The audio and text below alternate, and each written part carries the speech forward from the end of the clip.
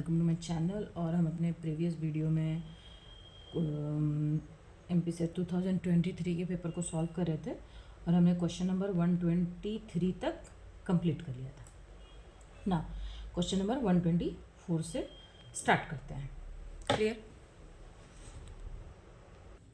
देखो, chi square test is used for, मतलब जो शाई स्क्वायर टेस्ट होता है वो इनमें से किस चीज़ के लिए यूज़ होता है? Goodness of it, independence of attributes, homogeneity of independent estimate of population variance,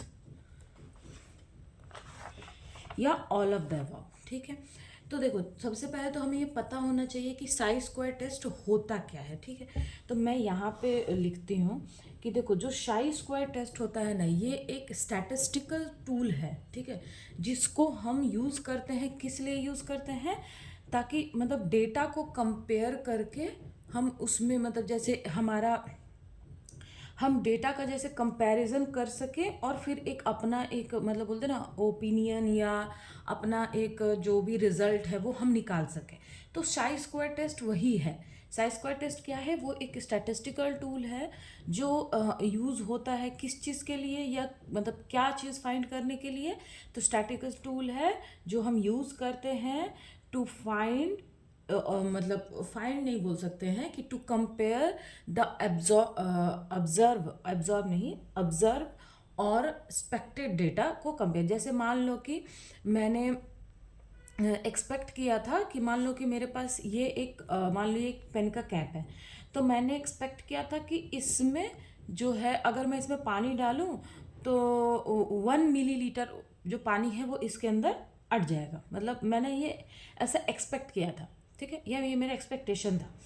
लेकिन जब मैंने इसे पानी में डाला तो क्या 1 मिलीलीटर पानी गया या नहीं गया? मान लो मैंने ऑब्जर्व किया तो 1 मिलीलीटर पानी इसमें नहीं, मतलब मान लो कि 1 मिलीलीटर पानी नहीं हट रहा, मान लो 2 मिलीलीटर इसमें पानी जो है वो मतलब फिट हो रहा है, या 3 मिलीलीटर, या उससे कम जो भी है। तो मेरा एक्सपेक्टेशन कितना था कि 1 होगा। लेकिन हो, मान लो कि हमने जब ऑब्जर्व किया तो कितना आ गया? मान लो कि 2 आ गया। तो वही इसमें हम कंपेयर करते हैं कि इन दोनों डेटा का हम कंपेयर करेंगे और उसके बाद हम अपना एक ओपिनियन या जो भी रिजल्ट है वो हम देते हैं। ठीक है, इसका जो फॉर्मूला होता है वो होता है, देखो, chi square equals to summation over I equals to 1 to n i minus E I का स्क्वायर बाई ई आई। ठीक है, n क्या है? n is a experimental frequency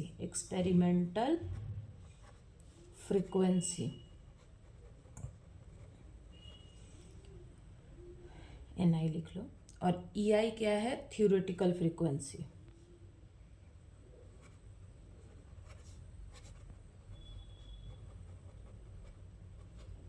clear हो गया?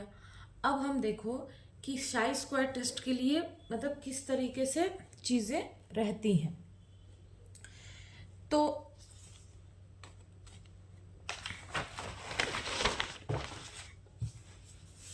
आपको दिख रहा है तो हाँ, ठीक है।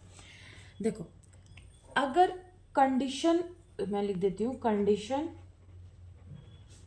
फॉर द वैलिडिटी ऑफ शाई टेस्ट, मतलब शाई टेस्ट के लिए कौन कौन सा, की वैलिडिटी के लिए कौन कौन सा टेस्ट, मतलब कौन कौन सा कंडीशन होना चाहिए। तो सबसे पहले देखो कि summation over I N I is equals to summation over I E I, मतलब दोनों का फ्रीक्वेंसी सेम होना चाहिए। ये नहीं कर सकते आप कि मैंने जब मैं ऑब्जर्वेशन, मान लो कि मेरा थ्योरेटिकल, या फिर मेरा जो मैं बोल रही थी क्या उसको, एक्सपेक्टेड, मान लो कि मैंने 10 लोगों पे मेरा एक्सपेक्टेड डेटा 10 लोगों के लिए था, और मेरा जो ऑब्जर्वेशन मैंने करा है वो मान लो कि मेरा 5 लोगों के लिए है। तो ऐसा नहीं होना चाहिए। मेरा दोनों, मान लो कि अगर मैंने एक्सपेक्टेड ये डेटा, या फिर आप बोल दो कि थ्योरेटिकल जो डेटा है वो अगर 5 लोगों के लिए है, मान लो मैं 5 लोगों पे ऑब्जर्वेशन कर रही हूँ, मतलब मैंने सोचा, मैंने मान लो कि मैंने मान लो कि एक एनजीओ है। ठीक है। उसने मुझे बुलाया और उसने मुझसे बोला कि आप मुझे ये बताइए कि चलो एनजीओ की बात छोड़ो, आपके घर में मान लो शादी है, शादी में आपने बुलाया, मान लो कि आपके गेस्ट है टोटल 300, ठीक है। तो आपसे आपके घर वालों ने बोला कि 300 लोग हैं, तो 300 लोगों के लिए अगर हमें पूरियाँ बनवानी है तो हमको मान लो कि 1 क्विंटल आटा लगेगा। तो आपका ये ऑब्जर्वेशन मतलब सॉरी ये आपने क्या थ्योरेटिकल है, मतलब ये आपने सोचा कि हाँ ये ऐसा हो सकता है, लेकिन एक्चुअल चीज़ें हमें कब पता चलेंगी, जब हम 300 बारातियाँ मतलब 300 जो हमारे गेस्ट हैं वो जब खाना खाने लगेंगे और उस टाइम जितना आटा का क्वांटिटी लगेगा तब। लेकिन हम ये नहीं कर सकते कि ऑब्जर्वेशन में हमने 300 लोगों को ले लिया, मतलब जब हमने सोचा था कि 300 लोग हैं और जब हम खाना खिला रहे हैं तो हम 300 लोगों से ज़्यादा ले रहे हैं या कम ले रहे हैं, तो फिर उस तरह से रिजल्ट हमारा सही नहीं आता है। तो दोनों का जो फ्रीक्वेंसी है, मतलब नंबर ऑफ जो क्या बोलेंगे, मतलब जैसे मान लो कि हम अगर 10 लोग हैं के ऊपर मैंने सोचा है कोई डेटा, और कोई मेरा एक्सपेरिमेंटल में भी तो 10 ही लोग होने चाहिए, दोनों का फ्रीक्वेंसी जो है वो मतलब क्या बोलते हैं उसको, सेम होना चाहिए। दूसरी चीज़ है कि इनमें क्या होता है कि जो टोटल फ्रीक्वेंसी है ना वो क्या होना चाहिए, लार्ज होना चाहिए। मतलब कि जैसे हम कोई भी स्टैटिस्टिकल जो हम डेटा मतलब कलेक्ट करते हैं, तो हमारा जो फ्रीक्वेंसी होना चाहिए वो लार्ज होना चाहिए। लार्ज का मतलब है कि 2-3 लोगों पे का ऑब्जर्वेशन करके हम कोई रिजल्ट नहीं दे सकते हैं। मान लो जैसे इंडिया में अगर हमें कोई मान लो कि मेरा एक बिजनेस मेरे को स्टार्ट करना है, तो मेरे को अगर मैं 5 लोगों को मैं जैसे इंडिया में देखो, एक होता है पुअर पुअर क्लास, एक आता है लोअर मतलब पुअर क्लास से थोड़ा और मिडिल क्लास, उसको हम बोलते हैं लोअर मिडिल क्लास, ठीक है। फिर आता है मिडिल क्लास, फिर अपर क्लास, फिर हायर क्लास, मतलब ऐसे आता है बहुत सारा। अब मैं अपना मार्केट मान लो मुझे इसमें एक कुछ मुझे बेचना है ये पूरे इंडिया के लोगों को, तो ये लिस्ट तो मैंने बना ली। अब ऐसा नहीं है कि मैं यहाँ से एक लोअर मिडिल क्लास या 5 लोअर मिडिल क्लास लोगों को मैंने उठाया और 5 इस मिडिल क्लास से उठाया, 5 पुअर से उठाया, 5 और मैंने अपना एस्टिमेट बना लिया या मैंने अपना ओपिनियन दे दिया या मैंने अपना रिजल्ट दे दिया। नहीं, मेरे को यहाँ पे ज़्यादा से ज़्यादा लोगों का मतलब ज़्यादा से ज़्यादा लोगों के ऊपर ऑब्जर्वेशन करना ज़रूरी है।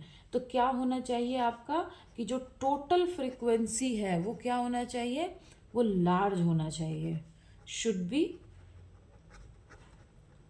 लार्ज, ठीक है। और क्या होना चाहिए कि जो नंबर ऑफ सेल फ्रीक्वेंसी है, number of cell frequency should be less than 5, ठीक है। अब आता है कंडीशन, एक कंडीशन देखो क्या, जो मैंने उधर फॉर्मूला लिखा था मैं फिर से यहाँ पे लिख देती हूँ कि chi square equals to summation over I N N I minus E I का स्क्वायर ई आई, ठीक है। ये फॉर्मूला था ना, हाँ। अब देखो हमारा कंडीशन नंबर ए, अगर शाई square is greater than Sai square alpha, Sai square alpha क्या है, हमारा टैबुलेटेड साई स्क्वायर वैल्यू है और ये हमारा कैलकुलेटेड है, ठीक है। ये हमारा क्या है, कैलकुलेटेड कैलकुलेटेड वैल्यू, और ये क्या है हमारा टेबुलेटेड वैल्यू।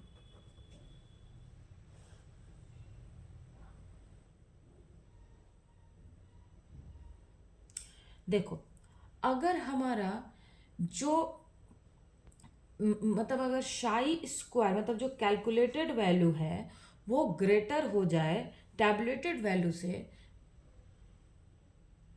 अब मतलब कि तो एक्सपेरिमेंटल जो हमारा वैल्यू है वो सिग्निफिकेंटली डिफरेंट होगा फ्रॉम थ्योरेटिकल वैल्यू से, ठीक है। मतलब जैसे इसका मतलब है कि जो हमारा एक्सपेरिमेंटल वैल्यू है, experimental value significantly differ from theoretical value. That is, the experimental result do not support the theory. The experimental result do not support the theory.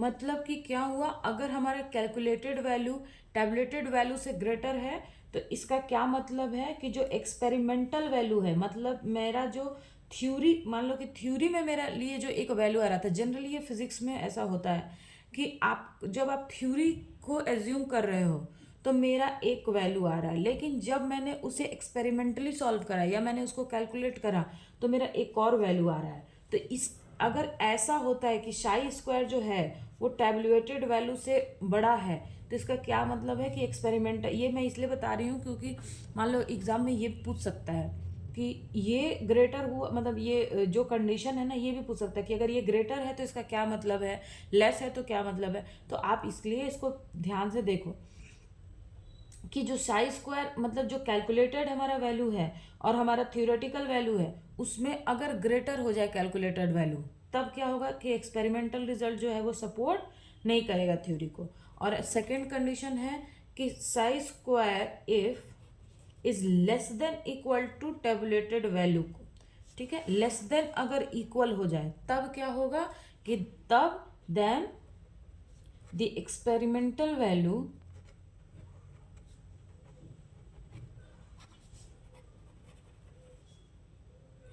Experimental value, और आप रिजल्ट बोल सकते हो कि रिजल्ट सपोर्ट्स द थ्योरी, ठीक है। यानी कि जो एक्सपेरिमेंटल रिजल्ट है वो हमारा थ्योरेटिकल वैल्यू को या थ्योरेटिकल रिजल्ट को क्या करेगा, सपोर्ट करेगा। क्लियर हो गया ये क्लियर हो गया। ओके, ये सारी चीज़ें तो साई के बारे में मैंने आपको बताया। अब हम अपने क्वेश्चन पे आते हैं। इसमें बोल रहा है कि chi square test is used for goodness of fit. Goodness of fit का क्या मतलब होता है?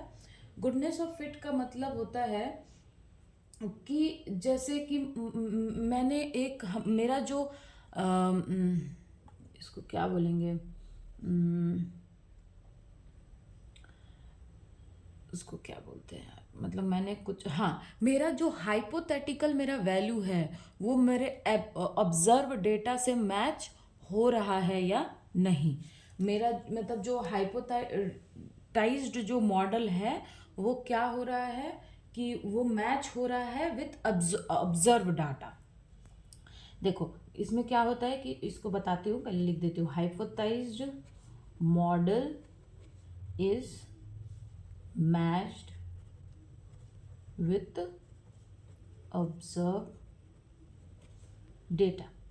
यानी कि मान लो कि एक मैंने हाइपोथेटिकल कोई बात मतलब मैंने कह दी, या एक हाइपोथेटिकल मैंने कोई मॉडल बनाया, या एक हाइपोथेटिकल मतलब कोई चीज़ मान लो कि मैंने बोल दिया, और फिर मैंने जब ऑब्जर्व किया उस चीज़ को तो दोनों क्या हो जाए, मैच हो जाए। इसी को बोलते हैं गुडनेस ऑफ फिट। तो क्या साई स्क्वायर टेस्ट इसके लिए यूज होता है? तो ये ऑफ कोर्स ये भी क्या हो रहा है, ये हाइपोथेटिकल मॉडल किससे किससे मैच हो रहा है, ऑब्जर्व से।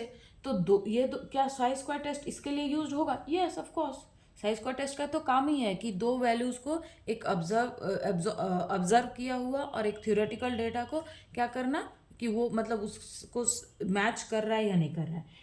Independence of attributes. Independence of attributes का क्या मतलब होता है कि जैसे मान लो कि मैंने दो लोगों का राय जाना, मान लो कि जैसे एक, मान लो कि जैसे एआई है, ठीक है, तो एआई के लिए मैंने क्या किया, एक सर्वे किया।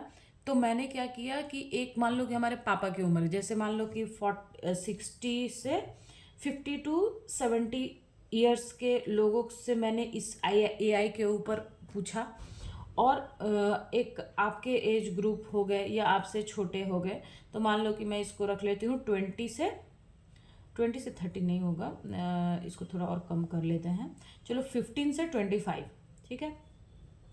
इन एज ग्रुप से मैंने बात की, तो क्या इनका थॉट और इनका थॉट मैच हो रहा है या नहीं, या फिर इनमें कितना मैचिंग है कितना मैचिंग नहीं है, ठीक है। तो इसको हम बोलते हैं कि ये इंडिपेंडेंस ऑफ एट्रीब्यूट। तो क्या शाई स्क्वायर टेस्ट इसके लिए यूज होता है? यस ऑफ कोर्स, इसमें भी तो एक तरह का ऑब्जर्वेशन ही है, मतलब डेटा का ऑब्जर्वेशन ही है। मान लो कि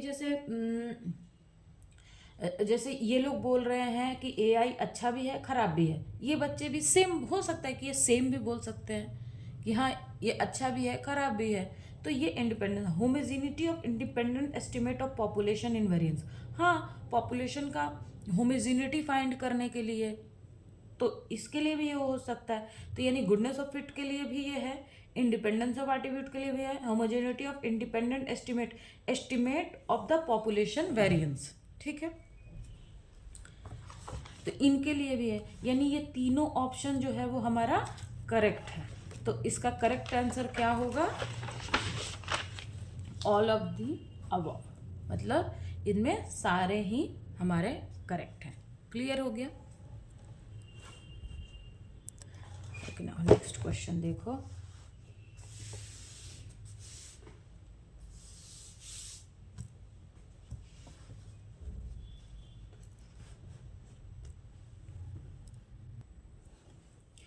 Fourier transformation of a two function ft and gt are this and this respectively. Fourier transformation of this will be, मतलब कि ft का Fourier transformation क्या है? f ओमेगा है, एंड Fourier transformation of, ये आपको दिखता रहे ना, हाँ ठीक है, ft का क्या है, gt का क्या है, g ओमेगा। तो हमको बोल रहा है कि Fourier transformation of a f t plus minus b g t है। क्लियर? ये हमको पूछ रहा है। तो देखो, जो फूरियर ट्रांसफॉर्मेशन होता है वो लीनियरिटी को फॉलो करता है। लीनियरिटी आपने पढ़ा होगा, उसकी प्रॉपर्टी है, तो वो लीनियरिटी को फॉलो करता है। तो सिंपल है, जब इसका ये है और इसका ये है तो इनका प्लस में क्या हो जाएगा, देखो ये हो जाएगा ए एफ ओमेगा, इसका एफ ओमेगा है, प्लस माइनस बी जी ओमेगा। क्यों? क्योंकि F T is a linear operator, ये लीनियर ऑपरेटर है, ये लीनियरिटी को फॉलो करता है, इसी वजह से इसका ये वो मतलब निकलेगा। क्वेश्चन तो आसान है, तो इसका ऑप्शन क्या होगा? Option number c. Okay, now अब देखो, transducer is a device to receive a power from one or more system, to supply power to one or more system, to receive power from one or more system, and to supply power to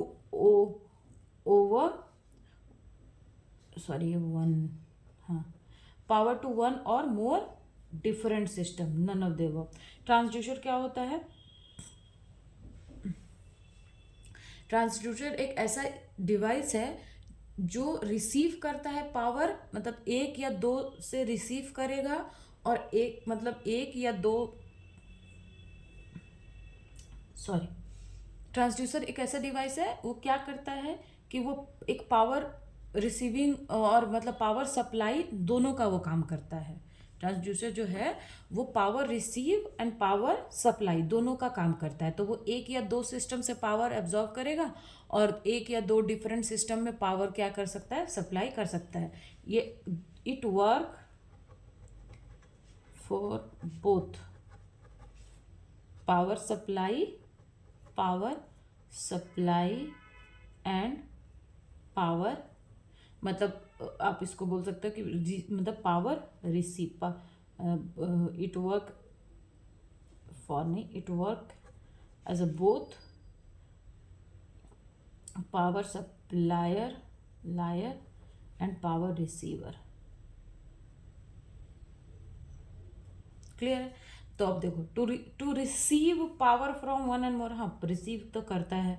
to supply power to one and more, से supply भी करता है। To receive power from one और more system and to supply power to, हाँ तो इसका होगा to receive power from one और more system and to supply power to one और more system.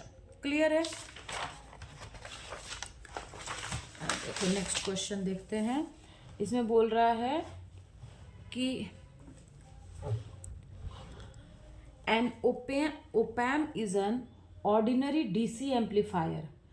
A high gain DC amplifier enable usable from 0 to over 1 mH and ordinary AC amplifier none of the above। तो देखो जो मतलब जो ओपैम होता है ना वो एक हाई गेन डीसी एम्पलीफायर है, यूजेबल फ्रॉम 1 to 1 mH है। ठीक है, ओपैम के बारे में मैंने शायद आपको पिछले एक वीडियो में लिखवाया है थोड़ा बहुत इसके बारे में। ठीक है, ओके नाउ ये देखो कि the active filter has some major advantage over passive filters. जो एक्टिव फिल्टर्स है, the active filters have some major advantage over passive filters. Choose the correct reason. Flexibility of gain and frequency adjustment, no loading effect of digital integration, low cost and small size, all of the above। तो देखो जो active filter होता है वो क्या करता है, उसका जो एक्टिव फिल्टर, इसके बारे में देखो, एक्टिव फिल्टर, ठीक है, इसका जो गेन होता है, gain of active filter is greater than 1 होता है। ठीक है, और इसमें देखो, इसमें तो ये बोल रहा है कि flexibility of gain and frequency adjustment. Clear है? देखो तो गेन जो है वो एक्टिव फिल्टर का कितना होता है, 1 होता है, और इसमें सिंगल एम्पलीट्यूड होता है। तो यहाँ बोल रहा है कि फ्लेक्सिबिलिटी ऑफ गेन, तो गेन की फ्लेक्सिबिलिटी तो है, ठीक है, फ्रीक्वेंसी एडजस्टमेंट हम इसमें कर सकते हैं।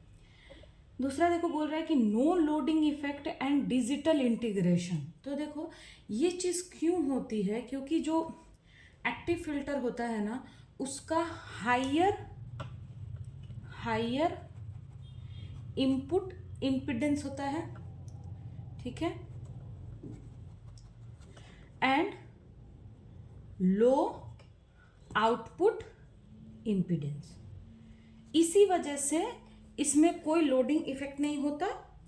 ठीक है, low cost and small size. हाँ तो ये भी सही है कि एक्टिव फिल्टर का जो कॉस्ट होता है वो कम होता है और उसकी साइज भी स्मॉल होती है। तो बोल रहा है कि इनमें चूज द करेक्ट रीजन। तो ये भी सही है, ये भी सही है, ये भी सही है, तो इसका ऑप्शन क्या होगा कि all of the above. Clear हुआ? ऑल ऑफ द अबव इसका करेक्ट आंसर होगा। Now the closed loop gain of feedback system having an open loop gain of -1000 मतलब 10,000 and feedback network with beta equals to this is। हमको क्या निकालना है, हमको closed loop हमको gain यहाँ पे फाइंड करना है। तो देखो उस सोल्यूशन में देखो इजी क्वेश्चन है। ओपन गेन हमको कितना दिया हुआ है, ओपन लूप गेन कितना दिया हुआ है हमको, इज इक्वल्स टू -10,000 दिया हुआ है। क्लियर है? और हमको बीटा की वैल्यू कितनी दी हुई है, दैट इज 0.01 हमको दिया हुआ है। तो इसका ये तो अल्फा है, सॉरी, क्लोज लूप हमको गेन निकालना है। तो क्लोज लूप गेन का फॉर्मूला क्या होता है, close loop gain is equals to होता है alpha +1 plus alpha into beta. Alpha 1/1 plus alpha into beta. इसमें ये जो होता है ना इसको हम बोलते हैं फीडबैक फैक्टर, इसको हम बोलते हैं फीडबैक फैक्टर। क्लियर है? और अल्फा क्या है, ओपन लूप गेन वोल्टेज है, या आप जो भी बोल सकते हो। और अल्फा इंटू बीटा जो होता है इसको हम बोलते हैं गेन। कौन सा गेन बोलते हैं, इसको लूप गेन बोलते हैं। ठीक है, और बीटा को हम बोलते हैं फीडबैक, वो तो क्वेश्चन में शायद हमको दिया हुआ है कि फीडबैक फैक्टर आप बोल सकते हो उसको, feedback factor, feedback factor. Clear हुआ? तो इसमें क्या किसको क्या बोलते हैं वो मैंने आपको बता दिया। अब हमें कुछ नहीं करना है, बस हमें इसमें इसको फॉर्मूले में रखना है और हमको आंसर निकालना है। तो देखो यहाँ पे 10,000 है, 1 प्लस 10, यहाँ पे ये नेगेटिव है, 10,000 इंटू बीटा की वैल्यू 0.01, ये माइनस है तो यहाँ माइनस आ जाएगा, ठीक है। तो -10,000 डिवाइडेड बाई 1 माइनस हो जाएगा, ठीक। और यहाँ पे देखो 1 2 जीरो है, तो इसमें से ये 2 जीरो मान लो चला गया, तो कितना हुआ 100, और ये 1 है तो ये कितना हो जाएगा -99। क्लियर है? माइनस हमारा कितना आ रहा है 99। कुछ गड़बड़ तो नहीं हो रहा ना? माइनस ही आएगा ना, क्योंकि वो माइनस में है और ये प्लस में है, माइनस, ठीक है।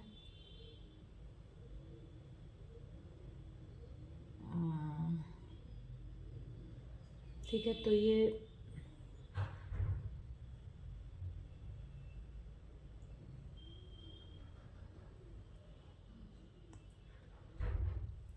यहाँ पे माइनस आ रहा है, लेकिन माइनस से माइनस फिर कैंसिल हो जाएगा ना, तो फिर माइनस वाला आंसर कैसे आएगा?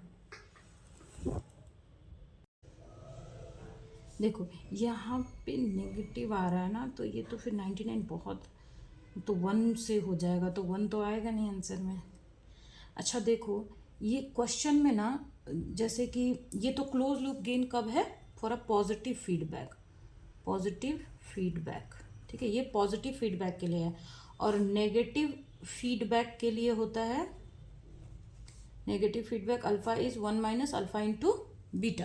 नेगेटिव फीडबैक के लिए आपको दिख रहा है ना? हाँ, नेगेटिव फीडबैक के लिए ये होता है हमारा। लेकिन देखो क्वेश्चन में किस टाइप का फीडबैक है वो हमको मेंशन नहीं है। The close loop gain of A feedback system having open loop gain and feedback network with, लेकिन यहाँ पे देखो क्वेश्चन में हमें किस टाइप का फीडबैक है ये गिवन हमको नहीं है। तो हम एक काम करते हैं, हम बीटा की वैल्यू से देखते हैं कि क्या है।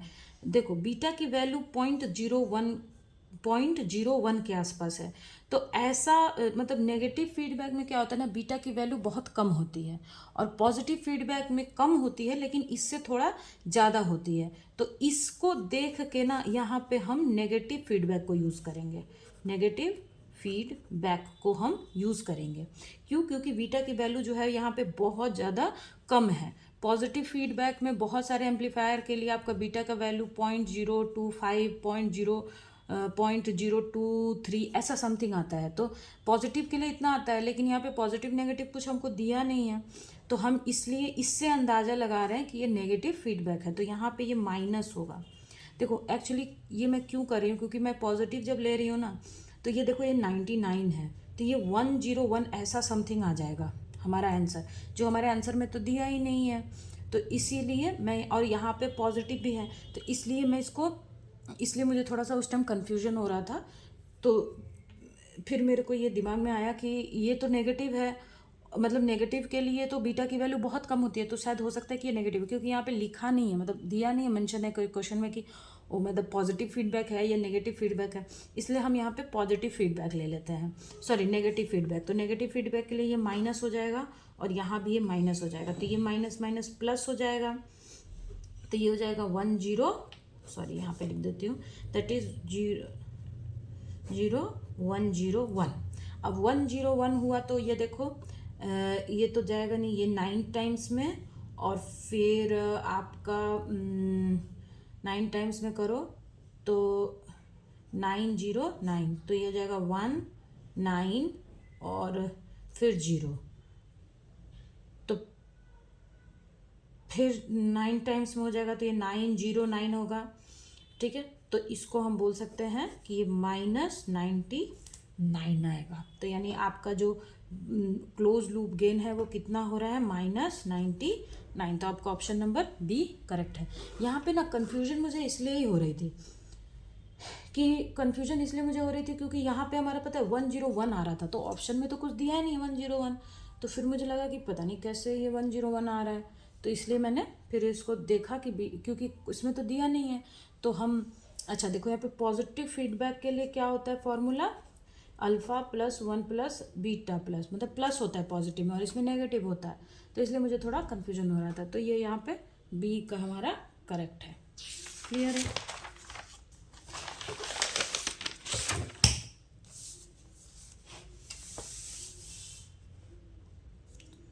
Okay, now question number 130. Radio transmitter classified. Radio transmitter are classified according to the type of modulation, according to the service involved, according to the frequency range. देखो रेडियो ट्रांसमीटर है तो मतलब इस तरह तो टॉपिक तो छोड़ ही दो, इस तरह से देखो कि अगर रेडियो ट्रांसमीटर है तो उसमें मॉड्यूलेशन का बात होगा, फ्रीक्वेंसी की बात होगी और सर्विस इन्वॉल्व, तीनों की बात होगी ही। मतलब मॉड्यूलेशन की तो बात, अगर रेडियो ट्रांसमीटर है तो हम मॉड्यूलेशन की बात तो करेंगे ही। तो according to the type of modulation, हम उसके बाद उसकी फ्रीक्वेंसी तो बहुत इंपॉर्टेंट है, बिना फ्रीक्वेंसी का तो रेडियो ट्रांसमीटर किस काम का है, तो उसकी बात हम करेंगे ही।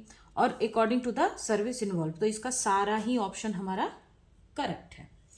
नाउ अब देखो क्वेश्चन नंबर 131, ये सारे ना थ्योरेटिकल क्वेश्चन है, इधर मैक्सिमम थ्योरेटिकल क्वेश्चन है। when the source of hydrogen spectrum is placed in a strong electric field, which spectral line gets subjected to splitting? तो देखो याद रखना कि अगर इलेक्ट्रिक फील्ड में रखा है ना, अगर इलेक्ट्रिक फील्ड में रखा है तो इसमें कौन सा इफेक्ट होता है, अगर इलेक्ट्रिक फील्ड की जब हम बात करते हैं तो इसमें कौन सा इफेक्ट होता है, इसमें होता है स्टार्क इफेक्ट। ठीक है, इसको हम बोलते हैं कि स्टार्क इफेक्ट। और स्टार्क इफेक्ट जो होता है वो जनरली किसके लिए होता है, वो एच अल्फा लाइंस के लिए होता है। जो स्टार्क इफेक्ट होता है वो स्पेशली किसके लिए होता है, एच अल्फा लाइंस के लिए। और एच अल्फा लाइन किस में आता है, हमने पहले क्वेश्चन में पढ़ लिया है, बाल्मर सीरीज में।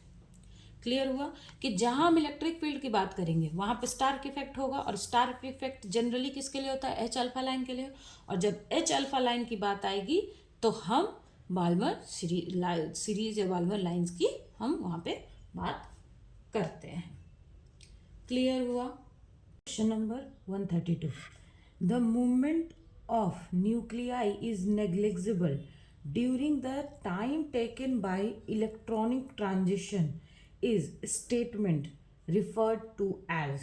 ये क्या बोल रहा है कि एक स्टेटमेंट दिया हुआ है, और स्टेटमेंट क्या है कि the movement of nuclei is negligible, मतलब मूवमेंट जो है वो नेग्लिजिबल है during the time taken by electronic transition, this statement is refer है। तो देखो क्या ये फ्रैंक कॉर्नर प्रिंसिपल है, बॉर्न ओपेनहाइमर है, लामर्ट बेयर है, लॉरेंज प्रिंसिपल है, तो क्या ये मतलब एक सेकंड रुको, अब आपको अच्छे से दिख रहा है? हाँ, तो देखो ये पूछ रहा है कि क्या वो फ्रैंक कॉर्नर प्रिंसिपल है, बॉर्न ओपेनहाइमर है, लैमर्ट बेयर है और लॉरेंज है। तो सबसे पहले तो लॉरेंज फोर तो नहीं हो सकता, क्यों, ये हमारा रहता है किससे, ईएम थ्योरी से।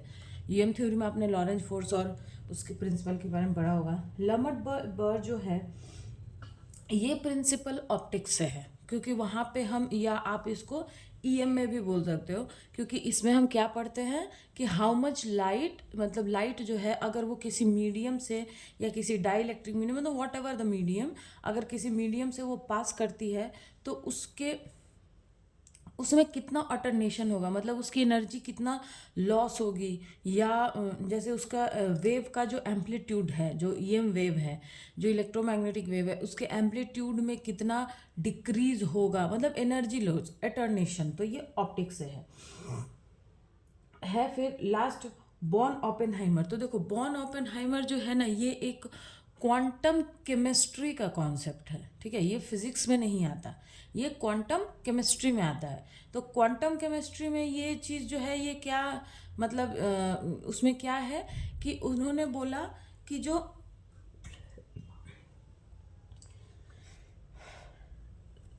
उन्होंने बोला कि उन्होंने, मतलब उनका जो एजम्पशन था कि जो इलेक्ट्रॉनिक मोशन है, ठीक है, और न्यूक्लियर मोशन जो है, मतलब एक मॉलिक्यूल में जो न्यूक्लियाई मोशन है और जो आपका मतलब जो इलेक्ट्रॉन का जो फास्ट मूविंग इलेक्ट्रॉन का जो मोशन है, जैसे fast moving electron, motion of fast moving electron and slow moving nuclei, इन दोनों के मोशन को आप क्या कर सकते हो, सेपरेट कर सकते हो। बॉर्न ओपेनहाइमर का जो कॉन्सेप्ट है वो क्या है, सबसे पहले तो ये किस चीज़ का है, ये क्वांटम केमिस्ट्री का कॉन्सेप्ट है, मतलब क्वांटम केमिस्ट्री में ये आता है। उन्होंने क्या बोला कि motion of fast moving electron and slow moving nuclei in molecule, इसको हम क्या कर सकते हैं, सेपरेट कर सकते हैं। मतलब कि आप सेपरेटली मोशन को स्टडी कर सकते हो, इलेक्ट्रॉन के मोशन को और न्यूक्लियाई के मोशन को, ठीक है। तो ये चीज़ मतलब इन्होंने किसने बोला, ये बॉर्न ओपेनहाइमर ने बोला। तो ये भी नहीं हो सकता, ये भी नहीं हो सकता। अब फ्रैंक कॉर्डन, अब लास्ट तो यही बचा है, लेकिन इसके बारे में भी मैं आपको बता देती हूँ। इसमें क्या बोलता है, इन्होंने क्या बोला फ्रैंक कॉर्डन ने, कि जैसे मान लो कि ये हमारा एक एनर्जी, मतलब ये हमारा एक स्टेट है, मतलब ये एक स्टेट है और यहाँ एक हमारा ये एक स्टेट है, ठीक है। अब क्या हो रहा है कि ये जो है, मतलब ये मैं एक एग्जाम्पल के लिए आपको बता रही हूँ, होता एक्चुअली ऐसा नहीं है, वो थोड़ा अलग रहता है। तो एक इलेक्ट्रॉन यहाँ पे है और उसको इस वाले एनर्जी स्टेट में आना है, या फिर एनर्जी ऑब्जर्व करके इसमें है, एनर्जी ऑब्जर्व करके उसको इसमें जाना है, मतलब एमिशन एंड एब्जॉर्प्शन दोनों की मैं बात कर रही हूँ। तो इलेक्ट्रॉन यहाँ है, एनर्जी लूज करके उसको यहाँ आना है, या इसको हम एमिशन बोलते हैं, या एब्जॉर्प्शन है, यहाँ है, एनर्जी एब्जॉर्ब करके उसको यहाँ जाना है। तो वो क्या होगा, देखो कि इसका जो ट्रांजिशन होगा वो उसका मान लो कि टाइम जो है, इस ट्रांजिशन मतलब इलेक्ट्रॉन को इसमें से यहाँ आने में कितना टाइम लग रहा है, मान लो कि आपको 1 मिनट, सॉरी 1 नैनो सेकेंड लग रहा है, ठीक है, 1 नैनो सेकेंड। और ये, लेकिन ये भी मूव कर रहा है ऐसे, ठीक है, ये भी क्या हो रहा है, ऐसे मूव कर रहा है, लेकिन इसके मूवमेंट का जो टाइम है वो कितना है, मान लो कि 1 मिनट। तो इस ट्रांजिशन के कंपैरिजन इस मूवमेंट का टाइम बहुत ज़्यादा है ना। 1 नैनो सेकेंड और 1 मिनट में तो बहुत डिफरेंस है ना। तो वही वो बोल रहा है कि जो मूवमेंट ऑफ न्यूक्लियाई इज नेग्लेक्सिबल, मतलब इसका जो मूवमेंट है इसको हम नेग्लेक्ट करते हैं during the time taken by electronic transition, मतलब इलेक्ट्रॉनिक ट्रांजिशन में जितना टाइम लगता है उसके कंपैरिजन में जो मूवमेंट ऑफ न्यूक्लियाई है, मतलब क्या होता है ना कि वो ट्रांजिशन इतना फास्ट हो जाता है कि मूवमेंट ऑफ न्यूक्लियाई को हम उस टाइम पे कंसिडर नहीं करते हैं। जैसे मैंने एग्जांपल दिया कि मान लो कि ट्रांजिशन में 1 नैनो सेकेंड लग रहा है और मूवमेंट जो है उसको वो मान लो कि 1 मिनट ऐसा समथिंग, मतलब इतने कम टाइम में हो गया, तो फिर उसको हम एकदम नेग्लेक्सिबल रहता है, मतलब उसको हम नेग्लेक्ट कर देते हैं, मतलब उसको हम लेते नहीं हैं। ये बोल रहा है कि the movement of nuclei is negligible during the time taken by electronic transition, ठीक है। इलेक्ट्रॉनिक ट्रांजिशन जब होता है तब हम मूवमेंट ऑफ न्यूक्लियाई को क्या करते हैं,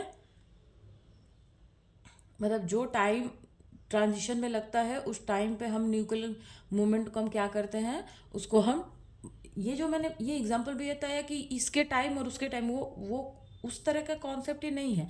मैं बस इसलिए ही आपको बता रही हूँ कि ताकि आप ये समझ सके कि वो क्यों नेग्लेक्सिबल है। मतलब ये बोल रहा है, मतलब क्वेश्चन में है, मतलब फ्रैंक कॉर्डन ने बोला कि मूवमेंट ऑफ न्यूक्लियाई, मतलब जब ट्रांजिशन होता है वो इतना जल्दी हो जाता है, मतलब वो उतना, या उसका टाइमिंग इतना फास्ट है, या आप इसको बोल सकते हैं कि उसमें जो टाइम टेकन है ट्रांजिशन के लिए, जो टाइम टेकन है वो इतना फास्ट है कि उस मतलब ड्यूरेशन में, उस ट्रांजिशन के ड्यूरेशन में हम न्यूक्लियाई के मोमेंट को क्या करते हैं, नेग्लेक्ट कर देते हैं। ये कौन पता चला कि जब ये ट्रांजिशन होगा, जैसे मान लो इलेक्ट्रॉन यहाँ है और वो यहाँ आ रहा है, तो ये टाइम इतना, मान लो कि इतना मतलब स्लो है, या इतना मतलब जल्दी ये चीज़ हो जाता है कि जो न्यूक्लियाई का जो मोमेंट है, न्यूक्लियाई वो इस टाइम के लिए, मतलब 1 नैनो सेकेंड के लिए हम क्या करेंगे, उसके मोमेंट को नेग्लेक्ट कर देंगे, ठीक है। आप कंफ्यूज तो नहीं हो रहे हो ना? ये जो मैंने बताया मतलब मैंने टाइम के लिए बताया कि जैसे एक एग्जांपल मैंने दिया था कि यहाँ से यहाँ आने में इतना ना कम टाइम लग रहा है कि जो मूवमेंट है न्यूक्लियाई के मूवमेंट को हम इसी वजह से इग्नोर कर पा रहे हैं। जैसे आपको एक और एग्जांपल मैं देती हूँ, रुको, तब आप थोड़ा सा क्लियर कर पाओगे। हाँ देखो, जैसे एक आदमी है, हम्म, वो मूव कर रहा है, मान लो कि वो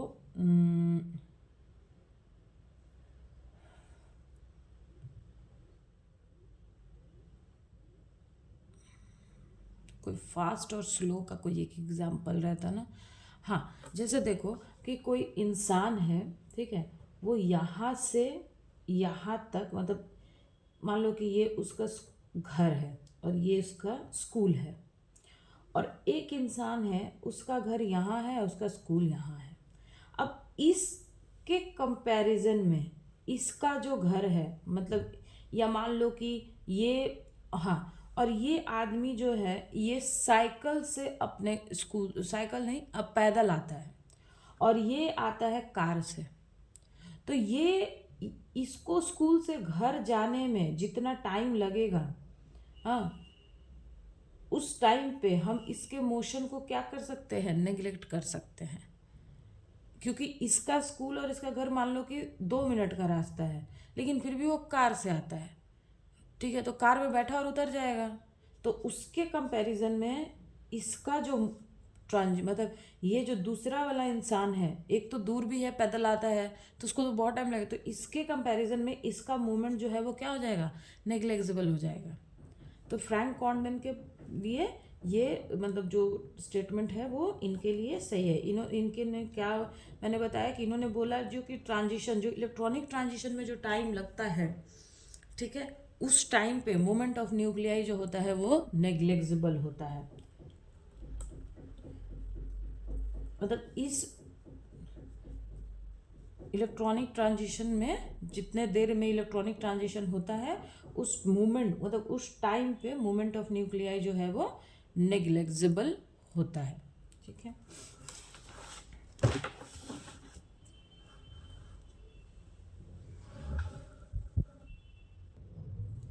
देखो, if the frequency of a radio frequency source become equal to the Larmor frequency, the two are said to be, देखो अगर रेडियो फ्रीक्वेंसी का जो सोर्स का है, ठीक है, frequency of a radio frequency source ये किसके इक्वल हो जाए, लार्मर फ्रीक्वेंसी के, तो द टू, तो अगर कोई चीज़ इक्वल हो रही है, कोई जब दो फ्रीक्वेंसी इक्वल होती है तो वो कौन सा कंडीशन में होती है, रेजोनेंस कंडीशन में। रेजोनेंस कंडीशन में ही तो होता है ना कि कोई भी फ्रीक्वेंसी जो है वो इक्वल हो जाए, मतलब रेजोनेंस का क्या मतलब है कि फ्रीक्वेंसियों का इक्वल होना। तो ये चीज़ तो जिसमें क्या हो रहा है कि ये फ्रीक्वेंसी इससे इक्वल हो जा रही है लेवल फ्रीक्वेंसी से, तो इसको हम रेजोनेंस कंडीशन बोलेंगे ना। देखो, delta J equals to 2, delta J equals to 1, J being with the total angular momentum in rotational Raman एक्सपेक्ट्रा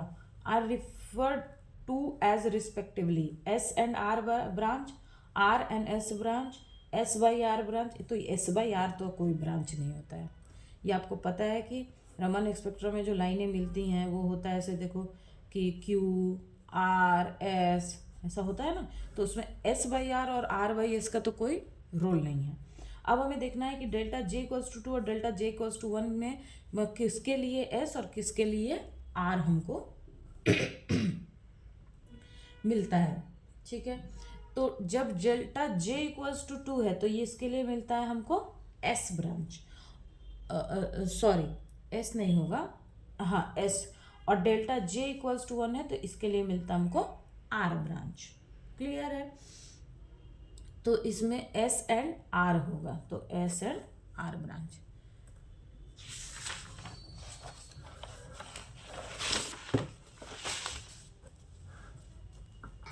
दिख रहा आपको ये? ठीक है।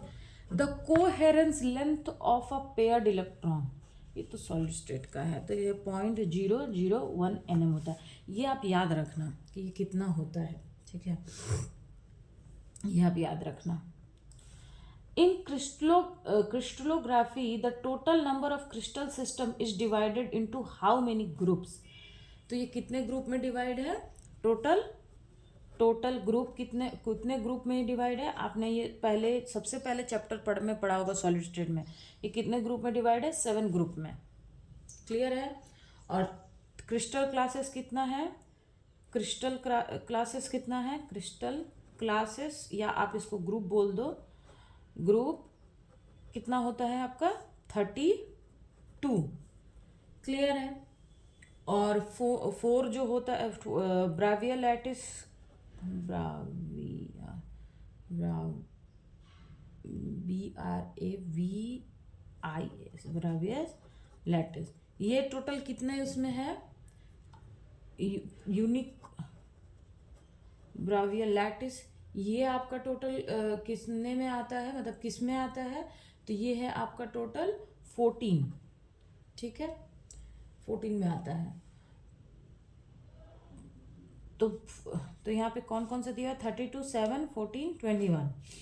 तो 14 कितना होता है? ब्राविया लैटिस होता है। 32 कितना होता है? क्रिस्टल ग्लासेस होता है। और 7 जो होता है वो हमारा ग्रुप होता है। अब ये कौन कौन से ग्रुप है देखो। पहला है हमारा क्यूबिक, सेकंड है हमारा टेट्रागोनल, थर्ड है हमारा ऑर्थोरोम्बिक,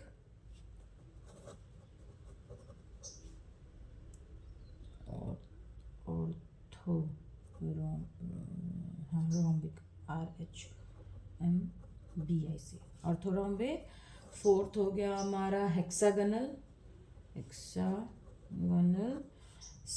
फिफ्थ हो गया हमारा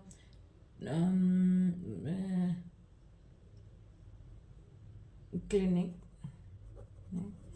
सिक्स्थ हो गया ट्राइक्लिनिक। एक और चाहिए ना, 7 में कौन सा आता है? ट्राइगनल।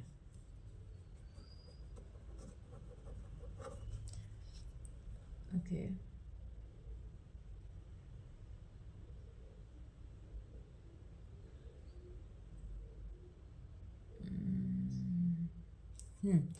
तो ये तो टोटल ग्रुप कितने होते हैं? 7 होता है। क्रिस्टल ग्रुप कितने होते हैं? 32। और ब्राविया लैटिस होती है 14। ठीक है, मैंने ये नाम लिख दिया कि कौन कौन सा होता है। तो इसमें हमको क्या पूछ रहा है? Crystallography, total number of crystal system is divided in how many groups? तो ग्रुप के लिए क्या होगा? 7। टोटल कितने में डिवाइड होता है? 7 में। ठीक है ना। If EH, JX and B are respectively represented on Hall field, current density and magnetic field, then Hall constant is given by, ये तो फॉर्मूला है, ये आपने मैंने शायद पिछले वाले पेपर में भी इसके बारे में मैंने आपको पढ़ाया होगा, है ना। तो हॉल फार्मूला ये होता है, हॉल कांस्टेंट का ये फार्मूला होता है। अच्छा देखो, हॉल इफेक्ट जो चैप्टर है ना, वो इम्पॉर्टेंट इसलिए है क्योंकि एक कोई फॉर्मूला बेस्ड या एकदम फॉर्मूला बेस्ड न्यूमेरिकल वहाँ से आ ही जाता है। तो उसके जो फॉर्मूले हैं ना वो आप अच्छे से पढ़ लेना। वो कोई भी नेट सेट गेट कोई भी एग्ज़ाम है उसके मतलब वहाँ पे ज़्यादा डिफिकल्ट क्वेश्चन उससे नहीं आता, उससे ना फॉर्मूला बेस्ड ही क्वेश्चन आते हैं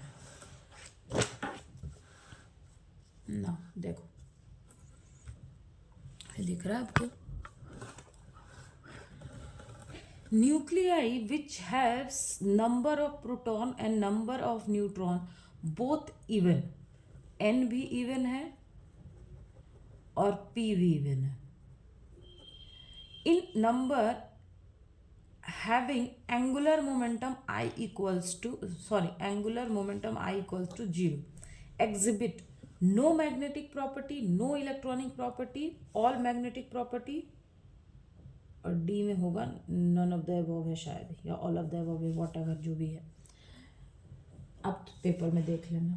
ठीक है, तो जो न्यूक्लियाई है जिसका नंबर ऑफ प्रोटॉन और नंबर ऑफ न्यूट्रॉन इवन है, मान लो कि एन की वैल्यू हमारी पी की वैल्यू 6 है और एन की वैल्यू हमारी 8 है, मतलब वैसे मैं एक एग्जाम्पल दे रही हूँ, तो ये भी इवन है, ये भी इवन है। तो ये बोल रहा है कि उसका एंगुलर मोमेंटम जो आई जो है वो 0 है, तो इसमें कौन सा मतलब वो क्या करेगा? तो देखो जब आई 0 है ना, आई अगर 0 हो जाता है तो हमको क्या होता है, हमारा जो स्पिन है न्यूक्लियाई का, जो स्पिन है, जो टोटल न्यूक्लियाई स्पिन है, वो भी क्या होता है हमारा 0 हो जाता है। तो उसमें हमें किसी भी तरीके का क्या नहीं मिलता है, मैग्नेटिक प्रॉपर्टीज नहीं मिलता है। ठीक है। जो ऑड है, मतलब नंबर ऑफ प्रोटॉन, ठीक है, ऑड ऑड है, या मतलब जैसे कि ऑड नंबर ऑफ प्रोटॉन है और nuclear with odd number of neutron जो है, वो मैग्नेटिक प्रॉपर्टीज को शो करता है। जैसे मान लो या तो n equals to 7 and p equals to आपका 8 है, तो या तो ये, और p इक्वल्स टू 7 और n इक्वल्स टू 8 है, तो अगर ऐसा कोई है तो ये मैग्नेटिक प्रॉपर्टी को शो करेगा। लेकिन अगर दोनों इवन इवन है तो जो कि उसका टोटल स्पिन हमारा 0 हो गया, और इसमें ना टोटल स्पिन भी 0 होता है, तो ये क्या करता है, ये मैग्नेटिक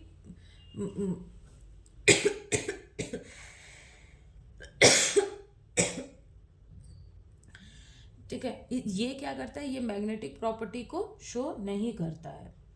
ठीक है। अगर ये इवन ऑड इवन है, इवन ऑड है मतलब जो भी है, तो ये शो करेगा, पर ये शो नहीं करता है। क्लियर।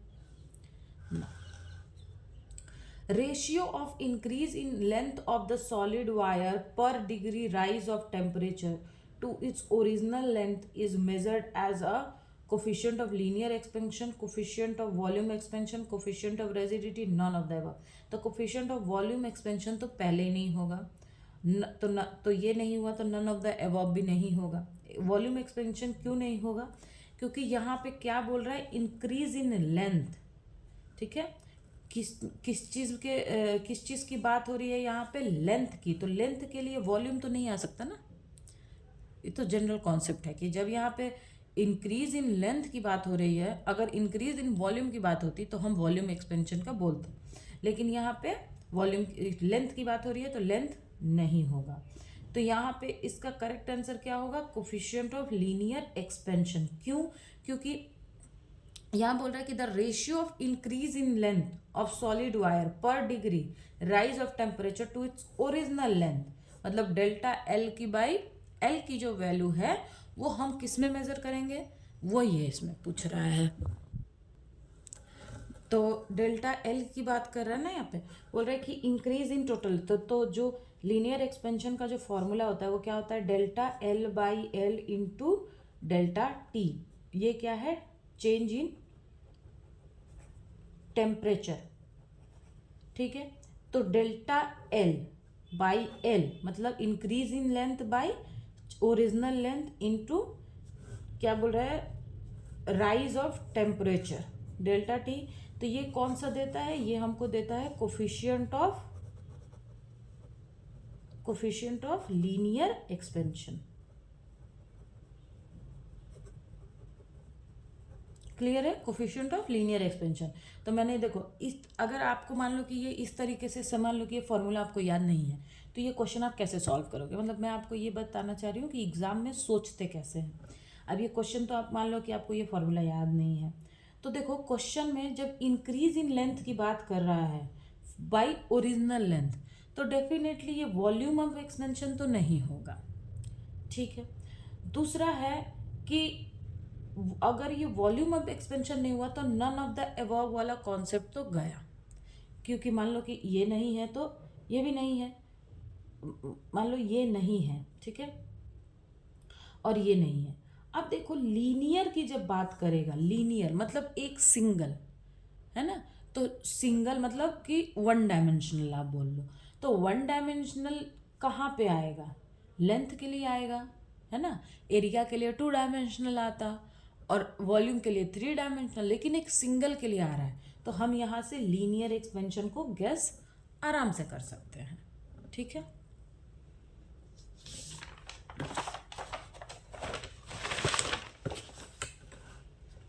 दिख रहा है आपको ना, 140 देखो, if the wavelength of X ray in vacuum is smaller than that of visible length. क्या है कि wavelength of X ray in vacuum, x ray का जो वेवलेंथ है इन वैक्यूम ये लेस है smaller than that of the visible length, the speed of x-ray in vacuum could be same as that, मतलब कि वेवलेंथ इन विजिबल रेंज, यहाँ पे length की जगह रेंज लिखना चाहिए, पता नहीं, ठीक है, विजिबल मतलब एक्सरे जो है अगर वो वैक्यूम में मूव कर रहा है तो उसका वेवलेंथ जो है वो कम है इन कंपैरिजन टू अगर वो विजिबल रेंज में मूव कर रहा है तो उसका जो वेवलेंथ होगा वॉट एवर। तो बोल रहा है कि the speed of X-ray in vacuum would be, तो सबसे पहले तो हमको देखना है कि वेवलेंथ का और स्पीड का क्या रिलेशन रहता है, लेकिन वो अगर हम ना भी देखें तो हमारा क्वेश्चन हो जाएगा, ठीक है। उसका कारण है कि जब हम वैक्यूम की बात करते हैं तो वैक्यूम में क्या होता है कि सारे जो लाइट है या जो ईएम वेव है वो किसी फ्रीक्वेंसी या वेवलेंथ के ऊपर डिपेंड नहीं करती है। फ्रीक्वेंसी की बात फॉर्मूला क्या होता है, c/λ, ये फॉर्मूला होता है ना। तो जब हम वैक्यूम की बात करते हैं तो वहाँ स्पीड ऑफ लाइट जो है, जो फ्रीक्वेंसी है, हाँ, वो मतलब सबके लिए वो सेम ही रहेगा, और फ्रीक्वेंसी सेम रहेगा तो क्या होगा, वेवलेंथ भी सेम रहेगा। और स्पीड ऑफ लाइट तो कॉन्स्ट मतलब उसमें तो आपका 3 × 10⁸ ही है, ठीक है, क्योंकि वैक्यूम में स्पीड ऑफ लाइट तो चेंज होता नहीं है। तो वैक्यूम में अगर कोई इलेक्ट्रोमैग्नेटिक वेव या ई मतलब यहाँ पे जैसे एक्सरे है, अगर ये मूव कर रहा है या लाइट मूव कर रही है तो वो किसी फ्रीक्वेंसी या वेवलेंथ के ऊपर डिपेंड नहीं करती है, ठीक है। या आप ऐसा बोल सकते हो कि उसका जो लेंथ मतलब उसका जो वेवलेंथ है या फ्रीक्वेंसी है वो सेम ही रहता है। अगर वो किसी दूसरे मीडियम में मूव करे तो मीडियम में क्या होता है, स्पीड ऑफ लाइट जो है ना वो, या स्पीड ऑफ वेव आप बोलो, वो चेंज हो जाती है। तो जो कि स्पीड ऑफ लाइट और वेव चेंज हो रही है तो वहाँ पे उसकी फ्रीक्वेंसी और वेवलेंथ में भी चेंज आता है। लेकिन वैक्यूम में क्या होता है कि वैक्यूम में वेवलेंथ और स्पीड में कोई चेंज मतलब सॉरी वेवलेंथ और फ्रीक्वेंसी में कोई चेंज नहीं आता है ना। तो यहाँ पे वही बोल रहा है कि if wavelength of X-ray in vacuum is smaller than the visible length, वो हो सकता है, वो स्मॉलर भी हो सकता है, ग्रेटर भी हो सकता है, कि वो हमें देखना है कि कौन से मीडियम है। तो यहाँ पे विजिबल का देख रहा है कि विजिबल रेंज में, then the speed of X-ray in vacuum could be, तो वैक्यूम में तो सेम ही रहेगा, है ना। तो same as that of the visible light, larger than that of the visible light, smaller than that of visible light, and none of the above, तो same as that of the visible light. क्यों, क्योंकि vacuum में जब लाइटें travel करती हैं, जो speed है X-ray in a vacuum could be, तो वो सेम रहेगा as that of the visible light, क्योंकि जो स्पीड है ना वो डिपेंड मतलब इस पे नहीं करती है, ठीक है। ये अगर किसी दूसरे मीडियम में ट्रैवल कर रहा होता तब हम इसकी बात करते, ठीक है। तो इसका होगा कि same as that of the visible light, ठीक है। बोला क्वेश्चन में फिर से आप देखो कि if the wavelength of X-ray in vacuum is smaller than that of the visible length, then the speed of X-ray in vacuum could be same as that of the visible light. मतलब कि visible light के लिए visible light move करे, X-ray move करे, ultraviolet move करे, कोई भी light move करे, अगर वो वैक्यूम में मूव कर रहा है तो सबका जो स्पीड होगा वो सेम ही होगा। क्यों, क्योंकि वहाँ पे वेवलेंथ और फ्रीक्वेंसी, उसका वेवलेंथ फ्रीक्वेंसी आप छोड़ दो। जब अगर कोई लाइट मान लो कि एक एक्सरे वैक्यूम में जा रहा है, एक अल्ट्रावायलेट विजिबल आपका विजिबल में वैक्यूम में जा रहा है, या अगर आपका कोई विजिबल लाइट जो है वो वैक्यूम में मूव कर रहा है, तो सब में उसका स्पीड कितना होगा, 3 × 10⁸, क्योंकि स्पीड ऑफ लाइट इन क्या होता है, स्पीड ऑफ लाइट जो है वो 3 × 10⁸ से वैक्यूम में ट्रैवल करता है। तो इन सब का जो स्पीड होगा वो वैक्यूम में क्या होगा, सेम ही होगा, ठीक है। तो वही ये क्वेश्चन में पूछ रहा है, क्योंकि वैक्यूम में फ्रीक्वेंसी पे या वेवलेंथ के ऊपर लाइट जो है वो डिपेंड नहीं करती है। ठीक है, अगर कोई और मीडियम होता तो बात अलग रहती, क्योंकि वहाँ पे फ्रीक्वेंसी और वेवलेंथ जो है वो चेंज होता है, लेकिन यहाँ पे ये दोनों के ऊपर डिपेंड नहीं करता है। ठीक है, ये क्वेश्चन आपको क्लियर हो गया ना? ये देखो, according to the Yukawa, a pions is continuously exchanged between two nucleon when they are at a distance less than 2 m greater than 2 fm between this and none of the above। तो देखो Yukawa का जो theory है, ठीक है, nuclear force, वो क्या होता है, एक्सचेंज ऑफ मेसॉन्स से होता है, ये आपको पता है। और इसका जो डिस्टेंस होता है वो लेस देन 2 fm होता है। ठीक है, उसका जो डिस्टेंस है, they are due to the less than 2 fm, इसका आंसर है।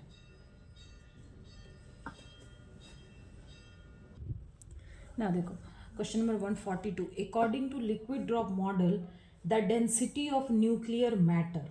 ठीक है, तो बोल रहा है कि increases with volume, decreases with volume, is independent of volume, none of the above.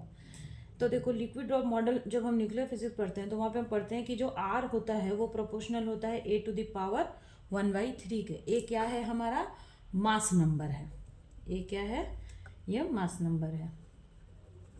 ठीक है, और वॉल्यूम जो होता है, डेंसिटी की बात कर रहा है, तो डेंसिटी इज इक्वल्स टू क्या होता है, मास अपॉन वॉल्यूम। तो वॉल्यूम जो होता है ये प्रोपोर्शनल होता है आर के क्यूब का। ठीक है, आर के क्यूब का प्रोपोर्शनल होता है, आपको दिख रहा है ना? हाँ ठीक है, आर के क्यूब का ये प्रोपोर्शनल होता है। ठीक है, तो v जो है वो आर क्यूब से प्रोपोर्शनल है, तो v जो है वो a के प्रोपोर्शनल हो जाएगा ना, क्योंकि देखो आर क्यूब मतलब a का पावर क्यूब, तो यहाँ पे 1 का पावर क्यूब इंटू 1/3, तो मतलब v जो है वो a के प्रोपोर्शनल हो जाएगा। ठीक है, तो रो इक्वल्स टू कितना हो गया, मास बाय वॉल्यूम।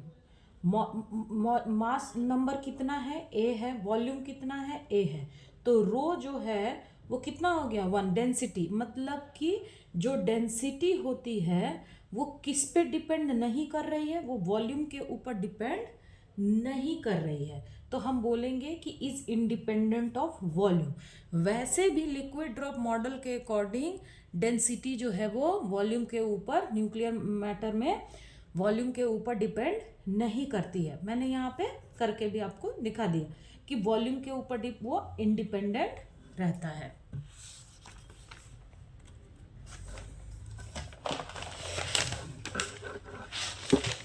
ना ये क्वेश्चन देखो कि रेंज एंड एनर्जी,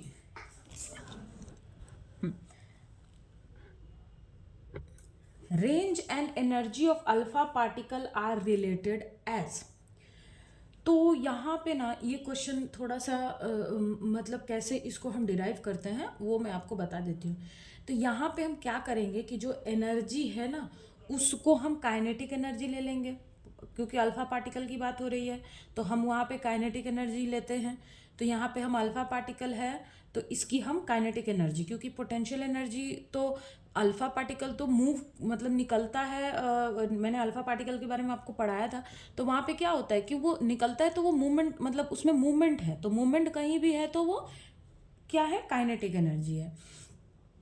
और रेंज का फॉर्मूला क्या होता है कि रेंज इज इक्वल्स टू के मतलब कि कांस्टेंट 2E/m का पावर 3/2। ठीक है, ये एक फॉर्मूला है हमारा रेंज का।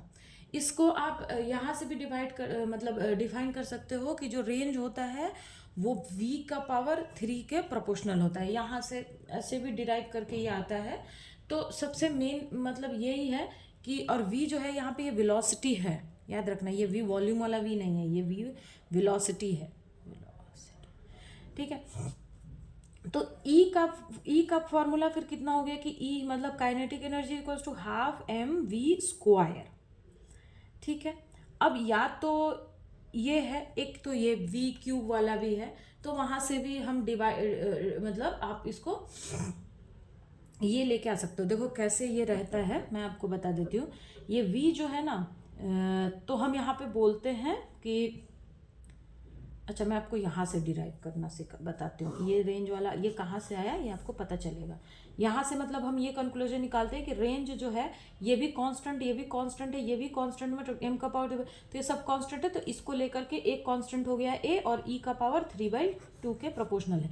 लेकिन ये आता कहाँ से है वो मैं आपको दिखाती हूँ। देखो जो रेंज होता है वो प्रोपोर्शनल होता है वी क्यूब के, वी का पावर क्यूब के प्रोपोर्शनल होता है। और v क्या है हमारा, वेलोसिटी है।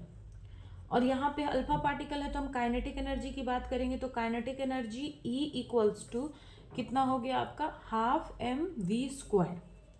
यहाँ से हम v की वैल्यू फाइंड करेंगे, तो v की वैल्यू कितनी हो जाएगी, 2e/m का power 1/2 is equals to v हो गया। अब हम इसको यहाँ पुट करेंगे, तो रेंज इज प्रोपोर्शनल टू, ये देखो v क्यूब है और ये v है, तो यहाँ पे करो तो हो जाएगा 2e/m का पावर, ये क्यूब है, ये 1/2 है, तो 3 × 1/2, तो ये हो जाएगा कि range is proportional to 2e/m का पावर 3/2। अब यहाँ से हम ये प्रोपोर्शनैलिटी हटाएंगे, मतलब ये प्रोपोर्शनैलिटी हम यहाँ से हटाएंगे, तो एक कांस्टेंट टर्म आ जाएगा दैट इज k, और 2e/m का पावर 3/2, तो ये भी कांस्टेंट, ये भी कांस्टेंट, ये भी कांस्टेंट, तो ये सारा कांस्टेंट मिला करके एक नया कांस्टेंट मैंने दिया a, और e का पावर 3/2। तो रेंज का जो फॉर्मूला है वो कितना आ गया, e का पावर 3/2। ये कहाँ से मैंने डिराइव किया, पता चला कि रेंज जो होता है वो वेलोसिटी के क्यूब के प्रोपोर्शनल होता है, वहाँ से। ठीक है, ये आपको पता चल गया, मतलब क्लियर हो गया ये ना। In an interaction between particle involving strong electromagnetic and nuclear force, मतलब strong EM फोर्स की यहाँ पे बात हो रही है, तो इस केस में क्या होगा, टोटल पैरिटी में भी कंजर्व नहीं, कोई भी रिएक्शन, कोई भी न्यू पार्टिकल फिजिक्स में कोई, या मतलब आप मतलब पार्टिकल फिजिक्स में ले लो, कोई भी अगर रिएक्शन हो रहा है तो वहाँ पे पैरिटी का कंजर्व्ड होना मस्ट है। अगर पैरिटी कंजर्व नहीं है तो रिएक्शन अलाउड नहीं होगा। तो टोटल पैरिटी में भी कंजर्व नहीं, मस्ट भी कंजर्व। टोटल पैरिटी में नॉट भी, तो ये तो होगा ही नहीं। Total parity should not be conserve, नहीं, शुड नॉट भी नहीं, should be conserve. Total parity should be conserve, क्योंकि कोई भी अगर आपका न्यूक्लियर मतलब पार्टिकल में जो पार्टिकल फिजिक्स है या न्यूक्लियर में अगर कोई भी रिएक्शन है तो वहाँ पे पैरिटी का कंजर्व्ड होना जरूरी है। मतलब अगर पैरिटी कंजर्व नहीं है तो रिएक्शन अलाउ नहीं होगा। जैसे हम क्लासिकल मैकेनिक्स में कंजर्वेशन में पढ़ते हैं, एनर्जी कंजर्व होना चाहिए, मोमेंटम कंजर्व होना चाहिए, ये सारी चीज़ें पढ़ते हैं ना। उसी तरह से जब हम न्यूक्लियर फिजिक्स में आते हैं तो वहाँ पे पैरिटी का कंजर्व होना जरूरी है। क्लियर हो गया ये चीज़ आपको?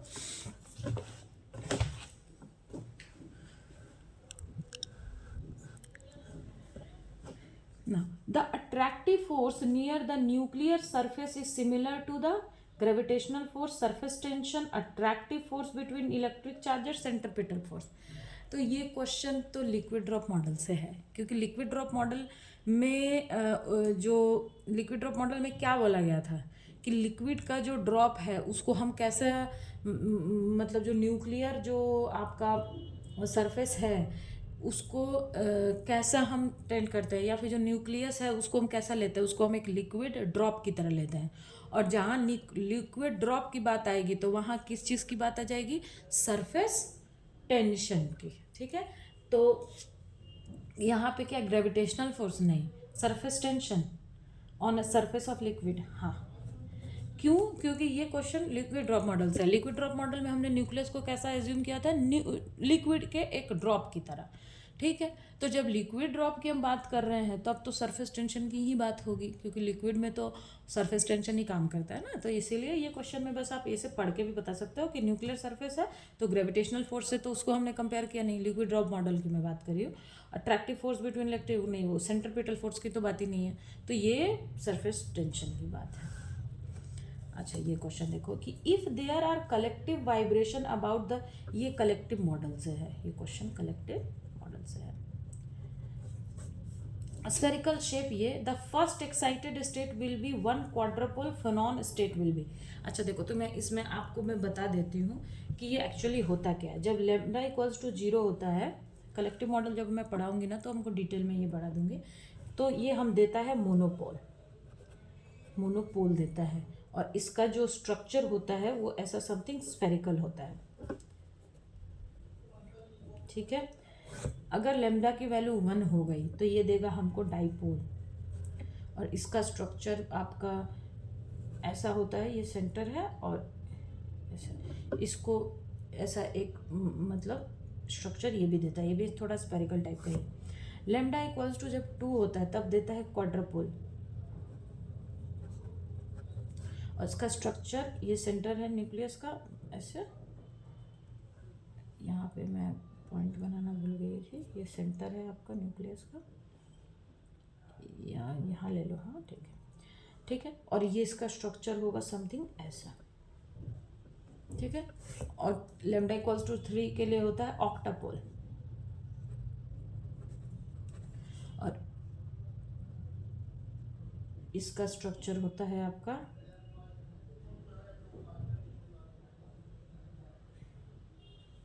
मतलब ऐसा समथिंग, थोड़ा सा गड़बड़ बन गया है, ऐसा इस टाइप का रहता है इसका स्ट्रक्चर। ठीक है, तो ये बोल रहा है कि if there is a collective vibration about spherical shape, किसके लिए आ रहा है, लेमडा इक्वल्स टू 0 के लिए आ रहा है। The first excited state will B 1 क्वाड्रपोल, तो 1 क्वाड्रपोल किसके लिए आता है, लेमडा इक्वल्स टू 2, क्वाड्रपोल किसके लिए आता है, लेमडा इक्वल्स टू 2 के लिए। स्फेरिकल किसके लिए आता है, या मोनोपोल किसके लिए आता है, लेमडा इक्वल्स टू 0 के लिए, और लेमडा इक्वल्स टू 1 के लिए डाइपोल आता है। तो क्वाड्रपोल की बात हो रही है, तो यानी कि लेमडा इक्वल्स टू 2 होगा। क्लियर हो गया कि इसका लेमडा इक्वल्स टू 2 आंसर होगा।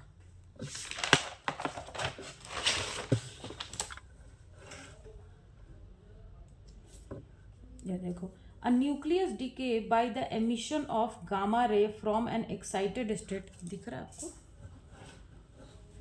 Excited state spin parity +2 to the ground state 0, what is the type of corresponding radiation. तो ये +2 से किस में जा रहा है, 0+ में। ये गामा वाले क्वेश्चन में मैंने आपको ये पढ़ाया है, अगर जिसने नहीं देखा है तो आप वो वीडियो देख लो पहले। तो यहाँ पे डेल्टा जे की वैल्यू कितनी हो, इसलिए मैं ज़्यादा डिटेल में इसको नहीं करा रही हूँ क्योंकि एक वीडियो में मैंने ऑलरेडी ये सब करा दिया है। तो डेल्टा जे की वैल्यू कितनी हो जाए, कितना होता है, J1 + J2 to J1 - J2, तो ये तो 0 है तो ये 2 ही आएगा, तो डेल्टा जे की वैल्यू कितनी हो गई, 2। अब देखो पैरिटी में कोई चेंज नहीं है, नो चेंज इन पैरिटी, यानी ट्रांजिशन कहाँ से हो रहा है, अगर पैरिटी में चेंज नहीं है तो ट्रांजिशन M1 से शुरू होगा, तो ट्रांजिशन इसका क्या क्या होगा, M1 E2। ठीक है, अब देखो यहाँ पे क्योंकि 2 तक हमको जाना है तो M1 E2, तो मैंने बताया था कि अगर मैग्नेटिक और इलेक्ट्रिक दोनों है तो उसमें डोमिनेंट कौन सा होता है, इलेक्ट्रिक वाला। ठीक है, तो इलेक्ट्रिक फील्ड डोमिनेंट होता है, मतलब कि इलेक्ट्रिक फील्ड अगर मैग्नेटिक M1 E2 है तो हम E2 को कंसिडर करेंगे। तो इसमें बोल रहा है कि the type of corresponding radiation, electric dipole, sorry magnetic dipole नहीं, इलेक्ट्रिक क्वाड्रापोल, इलेक्ट्रिक डाइपोल, मैग्नेटिक क्वाड्रापोल, तो इसमें हमको बताना है कि कौन सा मतलब होगा। तो देखो क्या होता है, E1 E2 से शुरू होता है, ये आपको मैंने पढ़ाया ना पिछले क्वेश्चन में, वो गामा रेडिएशन वाले चैप्टर मैंने पढ़ाया है। तो ये आपका E2 है, हाँ, तो E2 क्या होगा, क्वाड्रापोल है, तो इसको हम बोलेंगे कि इलेक्ट्रिक क्वाड्रापोल। मतलब उसका कारण क्या है कि जो इलेक्ट्रिक, देखो मैग्नेटिक के लिए तो मोनोपोल एग्जिस्ट ही नहीं करता, इलेक्ट्रिक के लिए मोनोपोल एग्जिस्ट करता है, लेकिन वो आपको इस वाले रेडिएशन से वो पता नहीं चलता है, उसके लिए हमें अलग मैंने उसमें पढ़ाया हुआ है कि वो इलेक्ट्रॉन कैप्चर और इन सब चीज़ों से निकलता है, वो मोनोपोल के लिए, इसके लिए। तो यहाँ पे E1 को हम डाइपोल बोलते हैं और E2 को हम क्वाड्रापोल बोलते हैं। क्लियर हो गया, तो E2 है तो इलेक्ट्रिक क्वाड्रापोल, यानी ऑप्शन नंबर हमारा बी करेक्ट। ओके ना, to permit the beta decay the atomic mass energy different must be. ये क्वेश्चन थोड़ा बड़ा है। और कोई क्वेश्चन है क्या?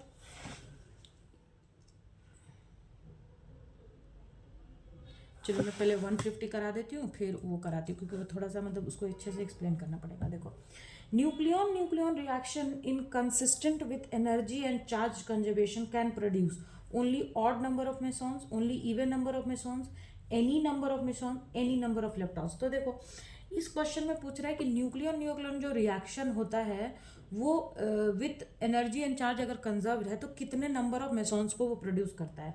तो अगर एनर्जी और ये सफिशिएंट है, मतलब एनर्जी अगर हमारा इनफ है, सफिशिएंट है, तो वो एनी नंबर ऑफ मेसॉन्स को क्या कर सकता है, जनरेट कर सकता है।